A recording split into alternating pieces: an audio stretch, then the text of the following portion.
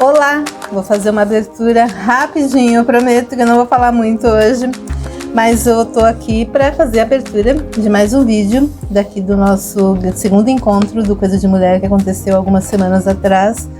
E já foram alguns episódios ao ar, dá uma olhada lá na playlist, dá uma olhada para vocês poderem acompanhar, porque as conversas estão incríveis com mulheres trazendo reflexões, histórias pessoais, tá muito bacana mesmo, eu espero que vocês aproveitem, né? E na medida do possível vá comentando aqui.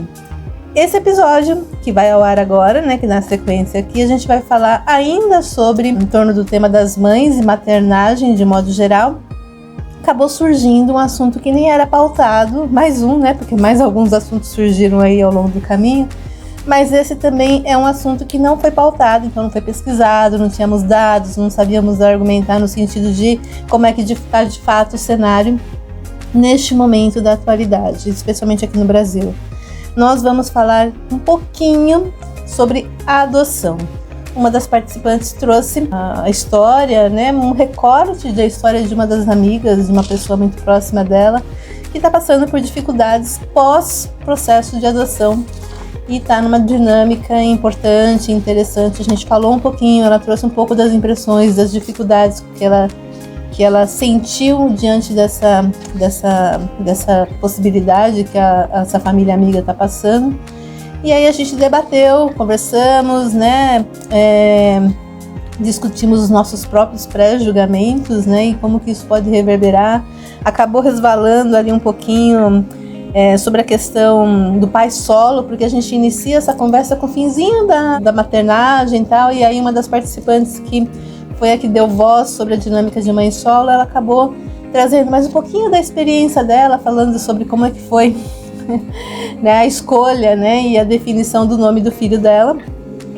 Aí ela conta um pouquinho sobre as dificuldades iniciais que giravam em torno ali da guarda compartilhada, que no início tinha esse processo, pelo menos teve uma tentativa nesse sentido, que acabou não evoluindo, infelizmente.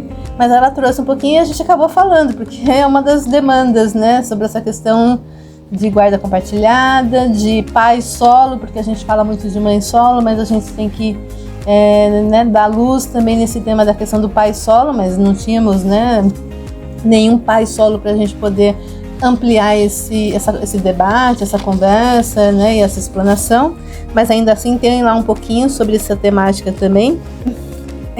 Muita conversa séria, importante e significativa, mas aqui a gente estava na minha casa, né, no apartamento, no condomínio, num sábado, e estava rolando mudanças, estava rolando acomodações das pessoas que estavam mudando e furadeiras, vez por outra, aconteciam durante nossa conversa. E nesse episódio não foi diferente, vez por outra vocês vão sim ouvir o barulho né, desagradável em alguns momentos, porque às vezes estava muito sério, muito interessante, tinha um ruído estridente ao fundo e que não tem muito o que fazer, não dá pra gente eliminar a vida do entorno pra gente poder fazer essa conversa, pelo menos no modelo que nós propusemos aqui, que era numa grande mesa, né, farta, divertida, né, no ambiente familiar, no ambiente intimista aqui do meu lar. Então a gente tem que lidar com os barulhos da furadeira vez por outra. Esse assunto é muito sério, como vários outros que a gente já está tratando aqui, mas nesse episódio também, vez por outra, tem uma das participantes que tem uma veia cômica, né, natural, então vez por outra ela solta algumas pérolas que, por mais sério que tá rolando ali a conversa, a mesa toda vem abaixo, engargalhada, e suaviza o ambiente, né, nivela de novo as nossas vibrações, as nossas dinâmicas que estão ali, então consegue dar uma elevada nas tensões que eventualmente estivessem enrolando por conta do assunto grave, muitas vezes são assuntos importantes. E isso é muito bom, né? Isso suaviza. Foi uma grata alegria, uma grata surpresa essa maneira dela se colocar e ela levar isso durante o encontro todo, né? Quando estava muito tenso, ela soltava uma piada, ela soltava alguma gracinha, que todo mundo ficava leve de novo e a gente seguia tratando de assunto sério. Eu recomendo que vocês vejam, riam também conosco, porque é bem bacana. Então aproveite. no próximo vídeo. Até mais. Uma pergunta pra você que eu fiquei curiosa. Qual é o nome do seu filho? Gabriel. Sim, mas foi você que escolheu ou deu briga? Ah, deu briga. Foi briga. Foi. O primeiro dia que a moça do cartório passou no quarto, falou assim, qual é o nome da criança? Eu, José Gabriel Guaratini de Castro Vaz, que é o sobrenome do pai dele. José? Ele, eu odeio meu pai. Eu não quero que meu filho carregue o nome do meu pai. Peraí, eu amo meu avô e meu pai. Eu quero que meu filho carregue José. E aí começou. Ah, não, porque daí ele falou que eu queria Leonardo. Eu falei, não, Leonardo, meu filho não vai chamar Leonardo. Ou é Gabriel ou é Gabriel. Aí ele falou, então tira o José. Mas você só vai pôr Vaz no meu sobrenome? Eu falei assim, eu não vou pôr Pinto no sobrenome da criança. Ela vai sofrer bullying na escola. É verdade. Porque ia ficar assim, ó, Castro Pinto. Castro Pinto. Não ia dar certo. E eu queria o Guaratini. Eu honro meus ancestrais Guaratini. Eu queria o Guaratini. Eu queria o Castro.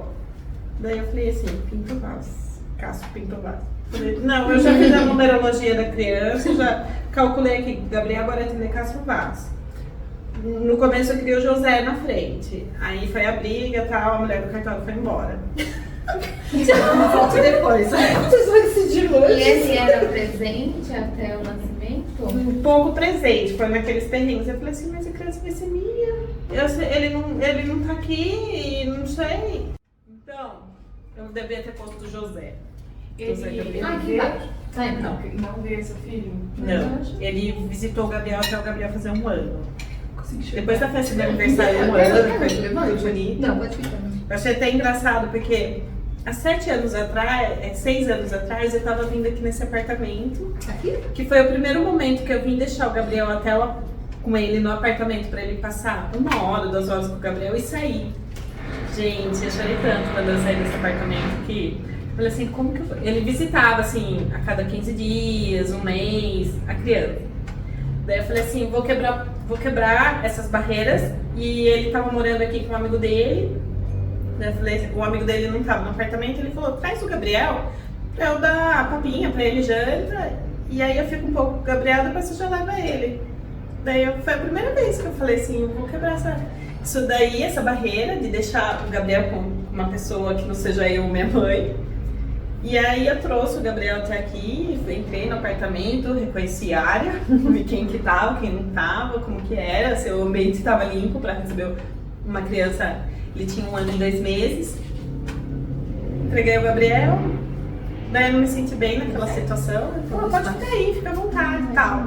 Daí eu vendo ali, ele interagindo com o Gabriel, brincando. Daí eu falei, eu vou até ali e já volto. Ali, no caso, foi o McDonald's da Vilares. Eu comecei a chorar. Eu falei assim, o Gabriel não é só meu. O Gabriel tem 50% do pai dele. E eu tô preparada, porque até então eu tava com o pintinho na galinha aqui. O Gabriel é do mundo. Daí eu comecei a chorar. Comi 2 lanches do McDonald's, nunca tinha aguentado comer 2 lanches. Comi 2 lanches ali do McDonald's. Daí eu vou voltar pegando meu filho. Aí eu voltei e peguei o Gabriel. Aí depois disso o Gabriel nunca... Daí depois ele falou assim, não posso ver o Gabriel hoje porque eu tenho que sair da escola de samba. Não posso ver o Gabriel hoje porque eu tenho trabalho. Não posso ver o Gabriel hoje. Aí passaram-se 2 meses e nasceu o outro filho dele. Aí eu falei assim, eu dei toda a abertura pra receber ele na minha casa, dei uma oportunidade de levar o Gabriel até o apartamento dele, e agora vem outra criança. Ele, assim, eu me esforcei até esse 1 ano e 2 meses pra ele participar da vida do Gabriel. E agora já tem outra criança, ele não participa. Aí ele vai dividir o Gabriel com a outra criança, como que vai ser isso? Aí eu me bloqueei totalmente pro pai da criança. Eu falei, não quero mais nem amizade e tal, porque ele não era presente, eu tinha que me esforçar pra ele ser presente, e agora... Aí eu bloqueei ele totalmente da vida. Aí fiz tratamento, terapia. Quando o Gabriel tava pra fazer 5 anos, eu falei assim, vou levantar a bandeira branca. Levantei a bandeira branca, foi aniversário do Gabriel, de 5 anos. Convidei a mãe do número 2, o número 2, a família. Convidei ele com a respectiva esposa, estava grávida desse tamanho. E ali eu tava naquele momento comemorando o aniversário de 5 anos do meu filho, e também teve uma participação da advogada assim, você tá no processo judicial, é melhor não ter situação de alienação parental, convida a família, traz. Só que daí eu tava, no meu momento, comemorando 5 anos do Gabriel, com pessoas que não participaram dos 5 anos dele, que não estavam nem aí pra esses 5 anos dele. Daí eu falei assim, fui na vibe da advogada por causa do processo judicial. Daí, depois desses 5 anos do Gabriel, eu falei assim, quer saber? Eu não preciso disso. As pessoas que têm atenção e carinho pro Gabriel, que inclusive é a mãe do número 2, e algumas primas ali, tudo bem. Agora o resto é parente. Parente não precisa estar aqui todo dia. Nem os avós? Não. Que estranho, né? É porque ele tem contato com algum dos filhos? Tem contato com o terceiro. Porque ele ainda é casado com a mãe. Sim, porque o segundo, o que ele fez? Ele teve contato até o menino ter 3 anos. Aí o menino fez 3 anos e ele começou o relacionamento com a mãe do atual. Aí o menino tinha afetividade com o pai e a partir dos 3 anos não tinha mais o pai. Quebrou. Então assim, pro Gabriel, o pai é um coelhinho da Páscoa. Pro João, que é o número 2, o pai abandono afetivo. Então eu não sei que lado que é pior, ter o abandono afetivo ou ter assim, o pai é um Papai Noel, um coelhinho da Páscoa. Porque eu falo assim, Bibi, eu às vezes falo, qual é o nome do seu pai? Ele fala, o nome do meu pai é esse. Daí eu falo, e essas fotos, quem que é seu pai? Ele mostra, é esse. Onde que ele tá? A mamãe acho que tá trabalhando. Ele me dá a resposta. Até quando eu não sei. Até chegar aquela idade que não tem uma idade, Rô, que é o masculino, que até 7 anos é feminino, né? Depois parece, Aí, cenas no próximo capítulo. Diz mais dele, já te falei isso, né? Diz mais dele do que do processo em si. Ele mesmo, quando você falou que estava grávida e que ele incentivou você a ter a criança, porque ele não tinha tido a oportunidade de ter o pai. Diz mais de como ele está treinado, entre aspas, de ter a ausência paterna. Ele não sabe exercer isso. Exato. Né? Isso não significa que eu estou passando pano nessa condição. Né? Precisa trabalhar, precisa desenvolver, precisa de um monte de coisas que a gente poderia elencar aqui, mas se justifica, não né? Se explica, não se justifica. Explica, não se justifica. Porque é que ele tem esse comportamento. Somado, Dani, não dá pra gente, né? A gente tá tendo uma conversa aberta aqui, somado a dificuldade que você também teve de ficar com ele logo no início do relacionamento, da gravidez, não do relacionamento. Né? São vários traumazinhos que acontecem aí na convivência, na relação, que reverberam em você e reverberam no seu filho. Sim, porque até o Gabriel fazer 1 ano, as visitas dele em casa, toda a visita dele em casa, a hora que o Gabriel batia o olho nele, o menino começava a chorar. Um bebê. Inexplicavelmente eu começava a chorar e não queria ir no colo. Você sabe por quê? Da gestação? Da absorção? Não dá pra gente cravar, mas em tese também, o choro do Gabriel é o seu. Não necessariamente pela ausência dele, mas pela condição que você né? Que você acabou sendo envolvida ali naquela dinâmica. Exatamente. A criança acaba sendo sempre um funil, de modo geral. Sim. Eu não trabalho com criança, quando tenta me propor, não, nem você. Quem tá me entendendo? Sim, Nem você, porque a criança está manifestando a psique da família. Sim, exatamente. A psique é junto até um certo tempo, não é? Tecnicamente, a psique da criança está muito envolvida até os 2 anos, da gestação até os 2 anos. Com a mãe, né? Os espiritualistas ditam, inclusive, não psicológico, tá? Mas os especialistas esotéricos ditam, inclusive, que tem uma incubação, uma aproximação antes, inclusive, da gestação.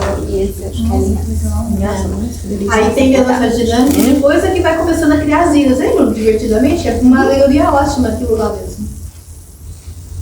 Entendi. Mas além disso, e a mãe também, não é só a criança. A mãe também fica menos racional, porque ela fica mais linkada à criança para poder perceber, né? Às vezes a mãe tá longe e percebe que ele tá chorando, né? Que dizem. Então tem mesmo quase um movimento, entre aspas, simbiótico aí entre a criança e a mãe. Na gestação é de fato, né? Tá em cadeira, inclusive. É verdade.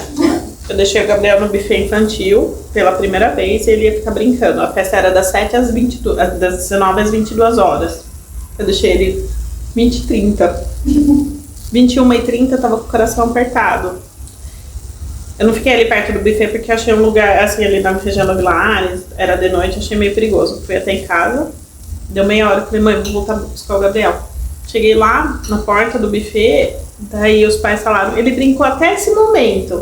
Só que nesse momento ele percebeu que você não tava, ele começou a chorar e pediu a mãe dele. E era o momento que eu tinha acabado de chegar na porta, que eu tava sentindo o coração apertado.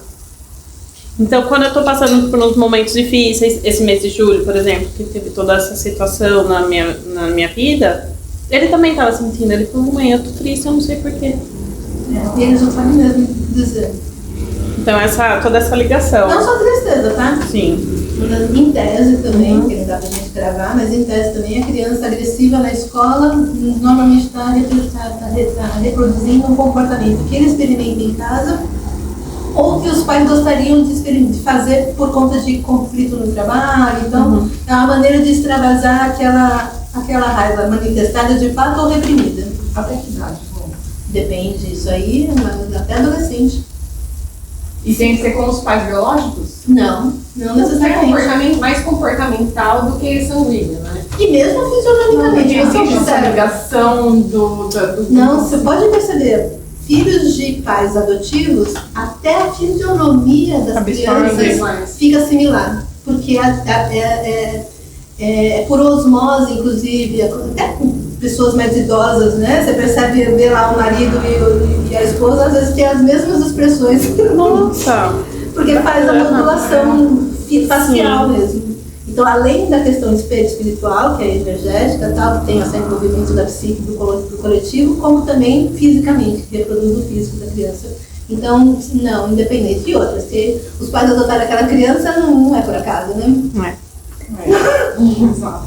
Engraçado porque às vezes você falou isso, às vezes elas falam assim pra mim.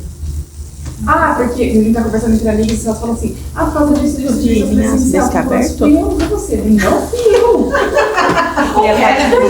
Às vezes eu fico pensando assim, nossa, será que foi ele que falou? Fui eu que falei? A gente se confunde. De tão igual que pensa. Não, porque a gente vive junto há muitos anos. E a gente trabalha no outro lugar, não temos filhos, então a gente acaba ficando muito junto. E a gente se mistura demais, é meio esquisito, assim. Falando em filhos, se você não se importar de perguntar, vocês pensariam em adotar em algum momento? Sim.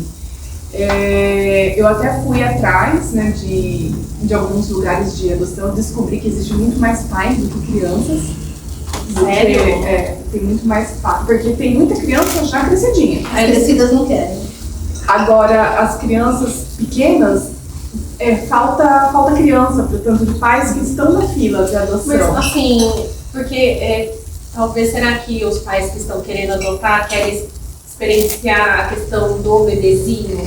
O meu caso é isso. E aí já uma criança maiorzinha já é uma fase diferenciada.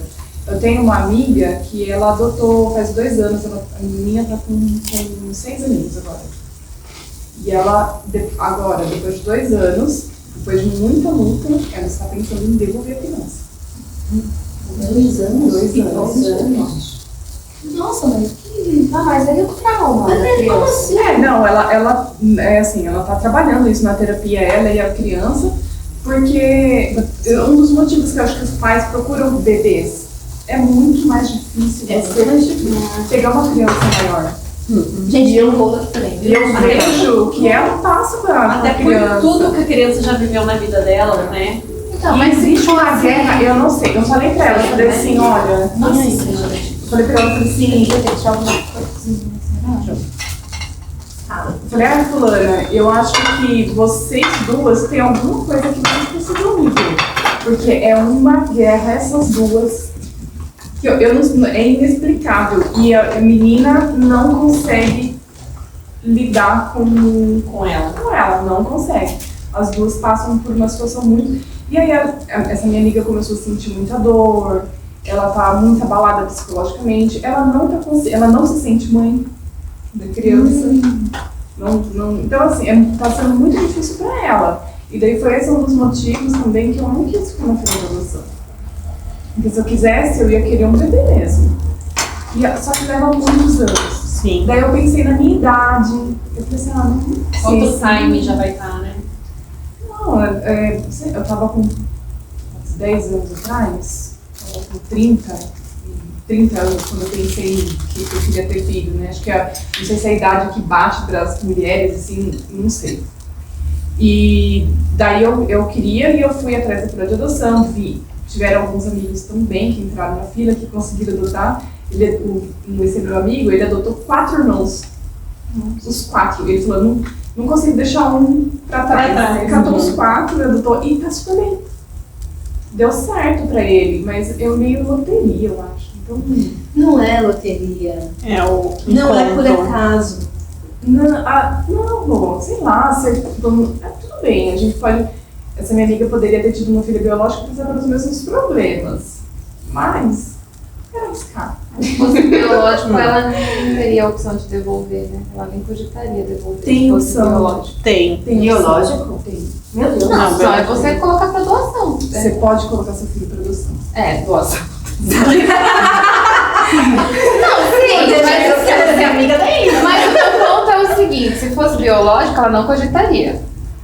Depois de alguns anos, Acho que cogita, porque os pais fazem isso, né? Tem pais que fazem isso. É que eu vejo muitos casos de que mas geralmente quem pra faz adoção porque isso, sofre família sem violência, estrutura, né? abuso. O pai chegar, 10 anos, eu não quero mais meu filho. São casos raríssimos. Então eu acho que a adoção tem que ser algo extremamente pensado, assim, a partir do momento que você tomou a decisão, arque com as consequências da sua decisão, seja adulto o suficiente para isso, sabe? Porque imagina o que vai causar na cabeça de uma criança você adotar, dar um lar e aí, tá difícil, vou devolver. Não sei, eu tenho bastante resistência quanto a certas coisas. Olha, assim, eu também olha que eu nem penso em ser Eu mãe também de longe. tinha, mas eu acho que só vivendo pra saber, porque é muito triste que as duas estão vivendo ali. Nossa, Sim. As duas estão sofrendo. Não sei, eu acho que elas têm que passar por isso mesmo, porque não é possível, não tem explicação. E nesses 2 anos foi assim? Em 2 anos. Mas Enquanto foi a fase de adaptação, que tem uma fase, né, que você fica, visita a criança, leva pra casa 1, 2 dias, foi assim, muito... Daí ela falou assim, parece que quando ela saiu, que ela levou a criança pra casa, parece que a criança virou uma chave e virou um demônio no verão. Que nem no filme, né? Caso 39, não é? Não, um filme bem antigo, passava no Vale a Pena Ver de novo. Ela adotava uma criança, não sei se é a pecinha e tal, ele era um ruivinho. Passava no Vale a Pena Ver de novo, acho que não é certo. Não, é outro filme que eu tinha pensado, que a menina é um demônio mesmo. Foi uma de terror, cara. Não, mas é filme infantil, que passa na sessão da tarde lá na Globo. Tinha o caso. Você falou uma coisa importante, eu tô falando sem conhecimento de causa, né? Eu nunca convivi com ninguém, assim, pra ser. É que pensando, tipo, é uma situação tão dolorosa, né? Sim. Eu acho que é doloroso pras duas, mas é muito complicado, porque às vezes você, sei lá, vamos supor, eu não quero ser mãe, e aconteceu de ser mãe. Eu sou a favor do aborto, eu não sou, ou eu vou ter a criança e não quero ficar com ela. Você não vai saber até você viver. A gente não sabe até Isso que eu também tenho, assim, né? uma questão de respeito. Então, assustei, eu falei assim, nossa, como você não pensa primeiro nesse filho? Porque eu tenho essa cabeça de que tá errado devolver mesmo. Mas hoje, eu tento não julgar muito, porque a gente não sabe. Será que continuar lá não é pior? Não é. Tem mais um caso aqui, que é um menino de 8 anos. Que nessa cada- situação Então, de devolução. Nossa, 8 anos. é muito triste, porque realmente vai causar um trauma gigantesco, maior pra Ficou ela. 8 anos? Não, Com a pessoa? eu não sei quanto tempo tá com a pessoa, até preciso é uma situação de uma psicóloga que comentou comigo. Às vezes a gente até pode trazer uma pauta aí de adoção. E a criança tem 8 anos e tá na situação assim, de ser devolvida, de adaptação. Mas Menino. é um tabu, né? Grande isso, né? A gente tende a julgar, só que, gente, não é a gente que tá vivendo lá. E não se fala sobre isso, eu nunca ouvi alguém Eu também não falar sabia de devolução. abertamente para as pessoas poderem colocar o outro lado também, né? Sim. Eu já ouvi abandono, porque no caso de devolução pronto, ela tem marido, ela é casada, não. E os dois querem devolver? O pai também? Eles ainda estão pensando, eles estão tentando, vão tentar ainda mais um tempo. Já enquadrou a menina? Já, ela faz terapia. Tipo, né? Você... Chegou pra ela e falou, isso, olha, eu vou É. te devolver. Ela chegou a falar isso pra criança. Porque eu conheço casos assim, que também adotaram e não era, pelo jeito que você tá falando, não era tão infernal assim. Ah, desculpa, gente. Não, relaxa. Mas também teve uma dificuldade ali no relacionamento e aí chegou um momento que a mãe falou, vamos lá, fulana, porque a gente vai conversar.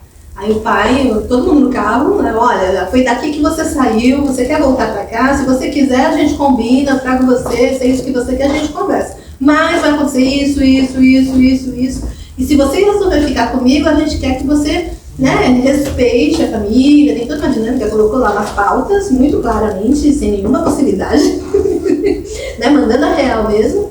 E eu vou dizer pra você que não tem conflitos, obviamente, relacionamento de mães e filhos é natural que haja conflitos. Mas meio que virou a chave de novo. É porque ela fez isso recentemente. Ela chegou pra criança e falou assim, olha, eu fui te buscar, eu posso te levar. E ela... No caso, a menina queria voltar. Não, ela não ela quer. que queria voltar. Ela não quer. Mas, assim, olha, eu fico com o coração apertado. Eu não sei como ajudar ela. Às vezes eu falo assim, olha, eu não sei o que falar. E ela pra tem você. terapia? Ela tá com as duas. E o pai também? Não. Porque o maior problema é entre as duas. Ah, mas normalmente é, né? Entre as duas. Normalmente é muito. Agora, imagina a criança de 6 anos que já sente o abandono. E aí, assim, até ela viver que, assim, aquela rebeldia do abandono, da revolta que ela já tem de uma vez. E tá numa casa, assim, alguém tá acolhendo ela, mas ela ainda tem aquele sentimento lá. Vai ser a vida toda. Vai Deixa eu ser. fazer uma pergunta, Lu. Para essas crianças que são bem pequenininhas, que já estão no abrigo desde pequenininhas, que não experienciaram ainda a questão de viver em família, será que não é difícil para eles essa adaptação de ir para uma família e ter regra e isso, ter o amor, porque nunca recebeu o acolhimento, aí Nem sabe o que fazer. aí você vai para um lugar... E outros tipos de limite do que da instituição. Porque Há no lugar, outros limites. todo mundo, oi, não sei o Porque que, tá bem, não tá. Se tá bem ali. pequenininho para adoção, ela não sabe o que aconteceu com ela antes. Não. Talvez inconscientemente, não sei se tem lembrança ou não, mas aí do nada vira uma chave, acabou para um lugar com outras pessoas que tem, né? Sim. Para criança também não deve ser essa virada fácil. Assim, Não né? Você vivia num Eu lugar nunca- coletivo e agora você vai viver num lugar único. Eu não tenho, né, dados aqui, eu não estudei esse assunto para poder trazer, mas até onde eu sei, não além dessa questão que você acabou de trazer, da dificuldade de mudança mesmo de estrutura de vida, porque muda a estrutura de vida, essas crianças que vão adotadas, no caso dessa menina, ela provavelmente, não sei qual é o caso aí, mas provavelmente ela fez vários testes. Tem aquela fase de adaptação com vários pais. E é uma condição, primeiro, que a ferida de abandono, pelo que os especialistas da psicologia trazem, é eterna. É para sempre. Por melhor que flua depois qualquer tipo de adoção. A ferida da rejeição inicial, ela não dissolve, ela continua lá. Você pode ressignificar, você pode atravessar, você pode viver com ela, mas ela está lá. Se você descuidar, aquela chaga abre de novo, mais ou menos, dependendo da situação que você estiver envolvido. Mas o problema é por isso que, claro que se você pega crianças mais velhas, né, com mais idade, já tem alguns vícios de comportamento, porque a criança cresceu até aquele ponto. Mas a dificuldade de você adotar uma criança mais velha ou não mais velha, tirando os vícios de comportamento, que obviamente podem ser ajustados, né, pode ser mudado, a gente muda, felizmente a gente muda. A dificuldade implícita na característica da adoção, ela está para todos os pais adotivos, para todas as famílias que têm crianças e membros adotados.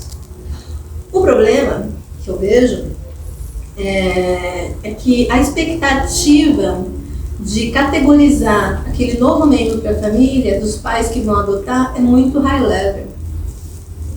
E aí, não conheço esse caso, não sei qual é, mas de modo geral, o problema é justamente esse.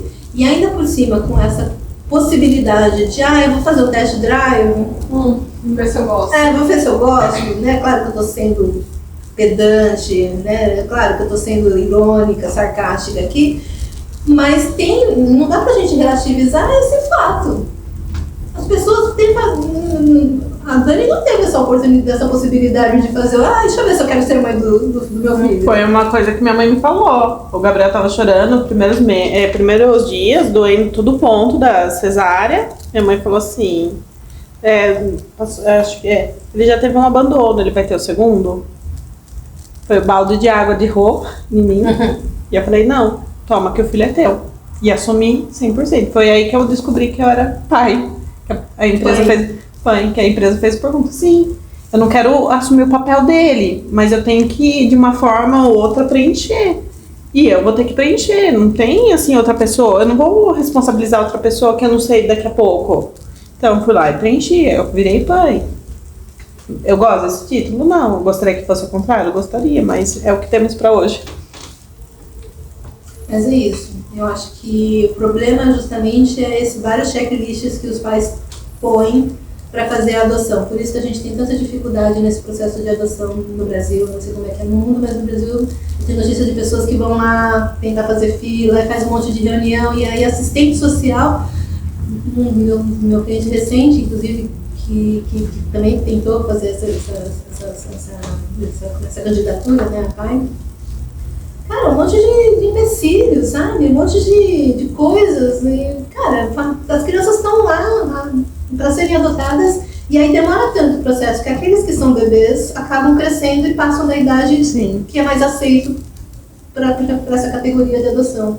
É um sistema que eu acho que tem muitas falhas. Aqui em Jundiaí tem Sementinhas, né? Tem um projeto Sementinhas da Vida, alguma coisa assim, que é um núcleo de apoio para toda essa situação da adoção. Posso te passar? A gente pode trazer esse assunto para a gente explorar, trazer mais dados e tal, mas só para não deixar isso passar, você, né, a gente está aqui, todo mundo está pensando, como assim vai devolver a criança, né? Julgando, né? Às vezes pode ser, do ponto de vista espiritualista, não estou nem falando do ponto de vista psicológico, mas às vezes precisava justamente desse tempo de 2 anos com essa família. Sabe? A gente não sabe. Né?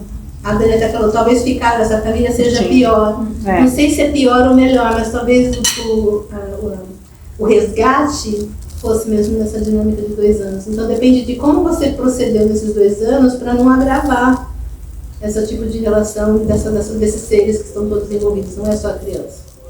Sim. Ela a proximidade com essa minha amiga, ela me fez pensar mesmo quando eu fazia julgamento de pai e mãe, até mães que não querem os filhos. Eu acho meio... é triste, a gente não tá muito acostumado, né? Acho que é isso, a gente não tá acostumado, é um tabu tão grande, né? É o que a gente tava falando, se é tabu falar que a gente, que é culpa nossa, se uma mãe... Imagina isso, a sociedade não tá pronta pra uma mãe falar, não quero mais meu filho. Ainda não tá, por mais que você fale disso hoje, né? E aí o que é mais engraçado, né? É normal um pai não assumir o filho. Então, exatamente. Mas a mãe não, a mãe é obrigada. Você obrigada. É cozinha, você que pariu. Né? Quem pariu balança. Então, isso é importante discutir, eu acho, também. Porque é o que eu falei, nunca vi ninguém falar disso, eu fiquei chocada, mas aí você falou o outro lado, eu não tinha pensado. E aí, é importante mesmo. E aí eu fico pensando mesmo nas mães que tiveram filhos e que elas não querem. Porque os pais não querem, né? O pai não quer. Tá tudo certo, né? Tchau, É muito fácil um pai não querer. É muito fácil. Simplesmente não Sabe vê que o seu eu me filho. perguntei, eu falei assim, nossa, pensou eu pegar o Gabriel, uma amiga, e falar, agora é sua vez de ser pai, eu vou curtir minha vida. Tipo, eu não tenho coragem de fazer isso, mas eu fiquei pensando... A Dani que eu conheço não faria isso. Não, eu fiquei pensando, no mundo racional, sim. A gente não pode julgar aquela mãe que engravidou, independente se tem um relacionamento, se não tem, se engravidou por acidente, se engravidou porque quis, que ela tem a criança, pega e dá pra adoção. Quem somos nós para julgar uma mulher que ela não abandonou? Não, mas eu abandono com o pai. E vai embora. Quantos pais solo tem também? Exato, Que a mulher, tem. não, eu tô em outro momento, eu quero viver minha menos vida. frequente, mas tem. Mas Sim, sim, porque né? eu sigo algumas redes de pais solos e acompanho as histórias, os relatos, porque eu falei assim, eu também quero saber o outro lado, eu quero estudar, eu quero explorar esse assunto para saber o que eu tô vivendo e que outro lado que não é o materno, o paterno vive também, o que eles têm a dizer sobre isso. Mas devem ter mais dó deles, né? Mas, ai, Sim, coitadinho, né? sim. Tipo, não, é tipo, assim, olha, o mérito de pai solo é muito maior do que o mérito É de uma uma mãe. nossa, né? Tipo, ele é um herói e a mãe não tá fazendo mais Exato. obrigação. Então, gente, mas por que isso acontece? Machismo, patriarcado. Então, mas por que o machismo se propaga? A gente deixa. Não, porque a gente ajuda. A gente só não deixa. Eu tenho, não sei se eu já contei isso para algumas pessoas com certeza, mas há muitos anos atrás, quando eu fazia ainda supervisão com a Cris, em São Paulo ainda, com a minha professora. E aí a gente estava lá num grupo de mulheres também, porque era uma supervisão que só tinha mulheres, então era um grupo de grandes mães, eu aprendi muito de ser grande mães com aquelas mulheres. E aí uma das nossas amigas lá trouxe um relato que ela tinha ido viajar e aí parou pra... Eu que trouxe, na verdade. Depois de uma das aulas de uma das pós que eu fazia lá na região de São Paulo, eu gostava sempre de dar uma volta na Paulista, que eu adorava bater ponto em cada ponto da Paulista. E na ocasião estava tendo uma exposição, acho que eu falei isso, né? Não sei. Estava tendo uma exposição na frente grudado na grade ali do Jardim Botânico que tem ali na frente do MASP, sabe? Na Paulista. Então tinha um monte de fotos de artistas famosos, inclusive de Salgado, lá tinha coisas lindas. E eu sou mega nerd, né? Mesmo na Paulista, à noite, eu lendo cada trechinho. Entendo. Enfim. E aí eu tava lá lendo num cantinho, assim, era uma tela que tava num lugar mais com menos luz e tal. De repente, olha, do lado tinha um palhaço fazendo xixi ali do meu lado. Na Paulista. Paulista, né? Só pode. Como assim? Né? E aí eu falei, ai caramba, né? Paciência, vou fazer o quê? E aí a vozinha do condomínio, alguém do condomínio gritou, o Ben uma das coisas que eu falo, né? O Ben, ele é preguiçoso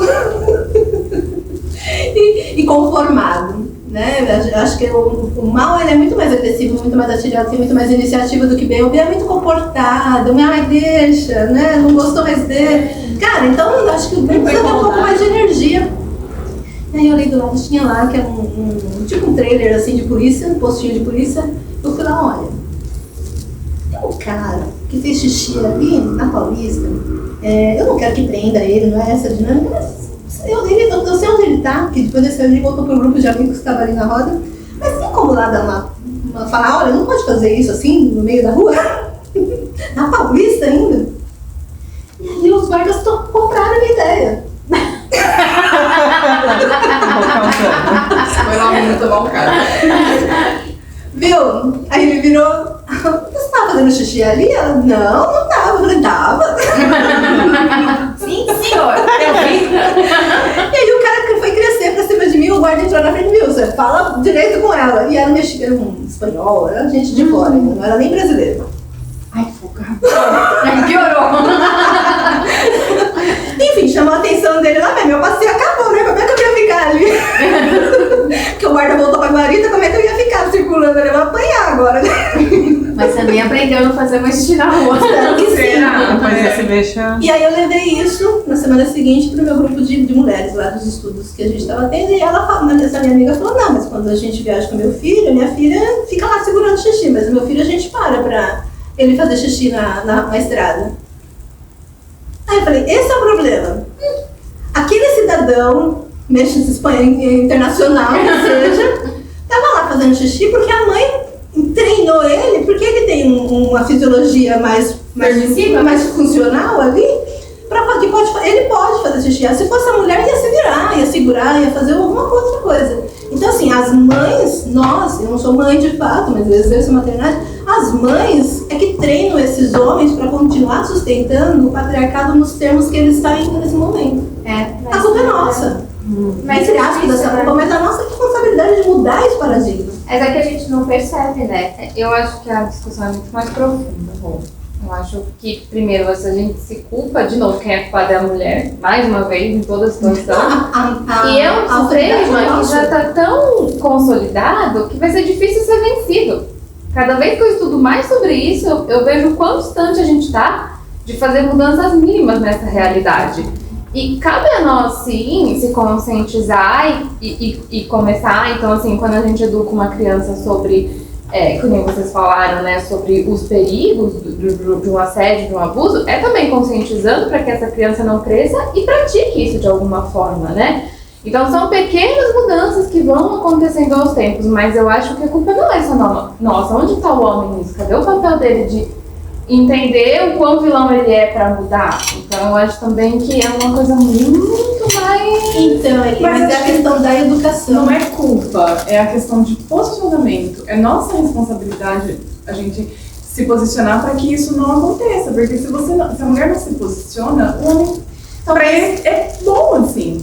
Enquanto a argumentação é essa colocação da Eli, que eu acho que é ok mesmo, talvez essa nossa fala de falar de culpa, de falar de responsabilidade, é que soa com mais peso em relação às mulheres. Eu acho que além, como você falou, eu acho que as mulheres é que têm, de fato, o poder e a autoridade de fazer essas mudanças. Porque se não partir das mulheres, os homens não sabem. Não, mas eu não estou dizendo que a gente tem que ficar omissa, pelo contrário. A gente tem que ter, mas eu acho que a gente não pode carregar todo o peso da mudança do mundo nas nossas costas. Não tem jeito. É muito confortável, a gente vai dar um exemplo pequenininho. O homem que, quando ele está apertado para fazer xixi, ele, numa esquina onde é pública, ele faz xixi ali e para ele tá tudo bem, ele não tem a consciência de que aquilo pode ferir outras pessoas. Vai caber a gente mostrar que aquilo lá não tá certo. Por que ele pode? Porque a mãe incentivou. Né? Não, incentivou. Mas pra ele tá cômodo aquilo. Ele não vai querer mudar uma coisa que pra ele é cômoda. É muito mais fácil pro pai dela fugir da responsabilidade de ser pai. É cômodo. Por que ele vai partir dele? Você acha que vai partir dele? Não, eu concordo plenamente, mas é assim, vamos lá. O aborto é proibido. Se eu fizer, eu sou presa. Se eu for pega, der errado, eu vou ser presa. Mas o que acontece com o pai que abandona? Nada. Ele não é penalizado. Eu também vejo que ele pratica um aborto. Mas não. E a gente vai conseguir mudar isso? Não, porque tá cada dia mais difícil a gente chegar perto de uma aprovação de uma lei de aborto. Uhum. E aí, assim, o ponto é sempre a mulher. Não importa o que aconteça, porque a mulher deixou, porque a mulher é isso, porque a mulher é aquilo. Então eu tenho algumas ressalvas quanto a esse pensamento. A culpa foi da Eva, não foi da Adão. A Eva que seduziu. A Eva que comeu. Aí já vai para os A questão é que o ponto é que quando a sociedade, aí eu vou falar assim como arqueóloga agora pensando nisso, quando esquece mulher, esquece qualquer coisa, qualquer mudancinha que uma sociedade vai fazer e que é oposta à que existe, o lado oposto cresce muito, que é o que está acontecendo agora. Então, você não vai fazer uma mudança com a dificuldade que você tinha, você vai fazer uma mudança com uma dificuldade 3 vezes maior. Então, é por isso que elas estão falando, a gente tem que falar, porque sim, aí o peso fica grande, mas se não houver ruptura, até chegar no equilíbrio, demora. Não, mas é lógico que a gente tem que falar. Eu concordo com tudo que foi dito, eu só discordo da parte de achar que é só a nossa responsabilidade. Não é só nossa, gente, não é só você. Mas com todo o resto, eu concordo. Mas eu acho que sim, é a responsabilidade da mulher se posicionar. Então, o homem não vai, assim, algumas exceções, eles vão ter essa consciência, mas a maioria dos homens, para eles é a mesma coisa, eles foram criados assim e tá bom daquele jeito, eles nem estão percebendo que aquilo não é o correto. Esse é meu ponto de vista. E eu não acho que a gente não tenha feito grandes mudanças. Eu vi a minha avó faz o quê? 60 anos, a minha avó não podia trabalhar. Hoje as mulheres, elas têm um lugar no mundo muito mais importante, muito mais posicionado do que era antes. Eu tenho fé de que a gente, em pouco tempo, a gente vai conseguir fazer as coisas que a gente precisa. É lógico, a gente vai conseguir mudar o mundo. Talvez as próximas gerações ainda não, mas eu acho que a gente já fez tanta coisa. Sim. Importante. Que antes a mulher era muito mais calada, aí faz tão pouco tempo. Eu não sei se vocês já viram, se vocês têm o Amazon Prime, vocês já viram um seriado. Agora me faltou o nome, mas se vocês já viram, vocês vão lembrar. Que as mulheres ganham um poder de raio. Depois eu vejo e eu vou passar para vocês, porque assim, é muito incrível. É uma sociedade normal como a nossa hoje em dia. Aí começa, as meninas começam a desenvolver um poder elétrico. Então, essas coisas que a gente tá falando, por exemplo, que a gente não pode andar na rua em paz, não sei o quê, os caras vêm em cima, elas tipo dão um choque. E essas meninas querem fazer com que elas sejam, com que haja igualdade. Na verdade, é a parte que não quer igualdade que quer mandar, né? E a parte que quer igualdade. E aí toda essa discussão que a gente está tendo fica muito mais interessante porque as mulheres ficam com o poder físico mesmo. E é muito interessante. Depois eu passo o nome. Ele, só para não ficar na contrariação, eu acho que... Não tem problema nenhum. Eu acho super sadio esse tipo de conversa. Eu acho que você e a Thaís têm razão. Né? E eu acho que assim como você colocou que é algo além, eu acho que é algo além de você não colocar a culpa em todo mundo e de a gente não colocar a responsabilidade na mulher. Eu acho que é além, é justamente a oportunidade que a mulher tem de fazer a mudança. Eu acho que não cabe ao homem. O homem não está nessa condição nesse momento. Eu acho que a mulher está nessa condição nesse momento. Daqui a pouco a gente vai entrar na estética para a gente mudar um pouco a pauta. Mas eu fui assistir Barbie justamente. Eu ainda não fui, não dá spoiler. Não, pra mim pode dar spoiler, eu vou assistir. Eu fui assistir Barbie, eu ia chamar vocês duas, justamente porque o tema que ele propôs foi questão estética, pressão estética. Então eu fui assistir Barbie com cunho de pesquisa. Eu assisti porque eu quero mesmo. Eu vou assistir porque eu brincava de Barbie. Essa polêmica, eu quero falar o feminismo que tem no filme. Então, mas eu esperava muito mais. Muito mais. Apesar de um monte de ampliação, de outras análises que eu vi do filme, que é bacana e tal, eu de verdade esperava muito mais. E elas, pra mim, o ponto alto que tem, vocês vão assistir o filme, é a hora que uma das personagens, para não dar spoiler, uma das personagens lá, de fato, equaliza o pensamento da condição de ser mulher. Para mim, o ponto alto do filme é aquilo. Que as pessoas falam que é um discurso feminino. Para mim, não é. Para mim, é uma realidade do ser mulher. Ela não estava carregando uma bandeira, ela estava só desenhando o que é ser mulher. E aí, no filme, fala muito do patriarcado nominalmente. Eles usam esse termo várias vezes. Não é só uma coisa simbólica. Eles usam o termo patriarcal. E isso me incomodou. Porque parece que uma maneira pejorativa de usar o patriarcado como não, a culpa é tudo do patriarcado. Da maneira que algumas pessoas vão olhar, para quem não tem um pouco mais de base, né, histórica inclusive, vai achar que está fazendo uma crítica puramente em relação ao patriarcado. E na verdade não é muito mais amplo do que aquilo. Já que usou o termo patriarcado, eu acho que é importante também trazer o matriarcado. Porque antes do patriarcado instaurado, porque eu acho que é essa mudança que as mulheres, que não é só as mulheres, porque as mulheres têm que alavancar com os homens para a gente culminar em breve, espero que a dinâmica da alteridade, mas a gente passou. Quando estava no matriarcado, passou para o patriarcado porque os homens se colocaram, porque eles aproveitaram a oportunidade de fazer as mudanças e fizeram o que temos hoje. Mas porque tínhamos o patriarcado, que não era perfeito, tinha um monte de problemas, por isso que ele sucumbiu. Então, assim, quando a gente fala só dos problemas, da culpa e da responsabilidade, a gente perde de verdade o insight das mudanças progressistas e evolutivas que a humanidade pode dar. Então, de verdade, eu acho que agora cabe à mulher, não é questão de responsabilidade. Se ela não fizer, ninguém vai fazer. Não, isso é O ponto é esse. Se a mulher não fizer, ninguém vai fazer. Os homens não estão preparados para ter essa iniciativa. Essa é a dinâmica. Mas eu acho válido, eu acho importante, acho que os dois pontos de vista cabem, mas eu acho que a gente está se debatendo em culpabilidade. Você tem razão. Quando a gente usa a palavra culpabilidade, parece que é, de novo, a mulher está pisando na bola. Então, na verdade, a perspectiva hoje é outra. Ela é que tem o poder de fazer as mudanças. E eu penso muito nisso, na criação, exatamente para não... Que você tem filho de homem, filho de homem, né?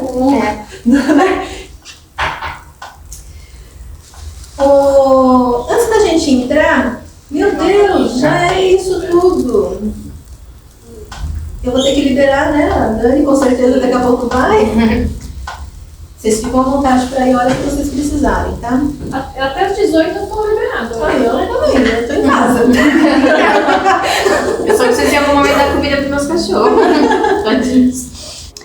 Olá, voltei rapidinho aqui no finzinho do vídeo de novo. Quero agradecer de novo se você chegou até aqui. Espero que você tenha gostado, que as conversas tenham sido úteis para você, que tenham também provocado reflexões. Estamos abertas se vocês tiverem algum tipo de comentário, algum tipo de ponderação, algum tipo de correção. Eventualmente a gente falou alguma bobagem. Então fiquem muito à vontade de nos acessar, que nós vamos saber ouvir, acolher e ressignificar e de repente fazer alguma correção se houver necessidade, tá bom? Fique à vontade. Para falar sobre o próximo, né? Só a chamadinha para o próximo, não vou estender aqui essa conversa, mas a gente vai falar na sequência sobre pressão estética, redução de mama, explante, os efeitos colaterais do silicone. Os próximos vídeos que a gente entra nessa conversa, a gente vai falar, no próximo vai estar restrito ali, embora todos tenham a questão da pressão, da estética, né, da pressão estética que isso acaba promovendo. No vídeo, na sequência, a gente inicia e aí corta. No vídeo seguinte, a gente vai dividir esse resto de conversa das questões estéticas e especialmente envolvido ali na implantação de silicone, no explante dos silicones, as dificuldades deles, em mais 2 vídeos. Então, os próximos 3 vídeos estarão em torno da dinâmica da estética e das consequências da colocagem ou da remoção do implante no organismo da mulher. A gente tem informações bem legais, porque uma das participantes vai passar por explante. Na mesa, nós tínhamos 3 pessoas que passaram por procedimentos de mama. Então, uma fez só a redução, muito jovem, ela conta lá como é que aconteceu. Uma outra colocou não faz muito tempo, faz um ano e pouquinho que ela colocou. E essa minha outra amiga, ela trouxe, que ela colocou já muitos anos atrás, se não me engano 17 anos atrás, e ela está prestes a passar por um procedimento para fazer o explante. E aí ela conta por quê, e quais são as consequências, e por que ela tomou essa decisão, e qual é a reverberação em torno da implantação dos implantes, né, dos silicones, que as pessoas só passam a saber das dificuldades, dos efeitos colaterais depois que passou pelo procedimento. Inclusive essa minha amiga que colocou recentemente, ela ficou sabendo de algumas coisas depois que ela passou pela cirurgia, e olha que agora, né? Não faz 17 anos como a minha primeira amiga, que ela vai falar sobre essa dinâmica de explante, passou. E, enfim, espero que vocês acompanhem. Logo, logo tem mais um videozinho aí dessa nossa segunda conversa. E fiquem atentos, se vocês quiserem participar dos próximos encontros ou fazer algum tipo de contribuição, sugestão sobre temas que vocês querem ver por aqui, entre em contato com a gente, que a gente coloca vocês aqui na pauta e a gente marca os encontros para a gente poder tocar essas conversas de mulher por aqui, tá bom? Beijo para vocês, até a próxima.